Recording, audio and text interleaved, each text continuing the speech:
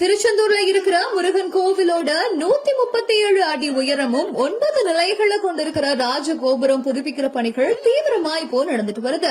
இதுல ராஜகோபுரத்துல கீழ்த்தள பகுதிகள் தூண்கள் புதுப்பிக்கும் பணிகளும், ராஜகோபுரத்துல இருக்கிற 9 கோபுர கலசங்களை புதுப்பிக்கிறதுக்காகவும், கோபுர கலசங்கள்ல இருக்கிற பழைய நவதானியங்களை மாற்றுவதற்காகவும் ஆகம விதிப்படி பூஜைகள் செய்யப்பட்டிருக்குது.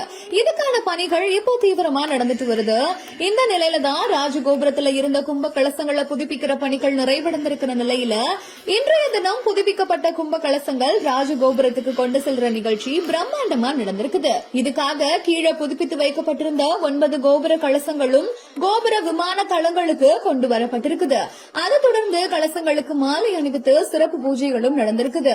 15 ஆண்டுகளா அந்த கொட்டப்பட்ட தானியத்திற்கு எந்த ஒரு பாதிப்புமே ஏற்படாம அப்படியே பழமை மாறாம இருந்திருக்குது. இதை பார்த்து அங்க இருந்தவங்க எல்லாம் ரொம்பவே ஆச்சரியப்பட்டிருக்காங்க.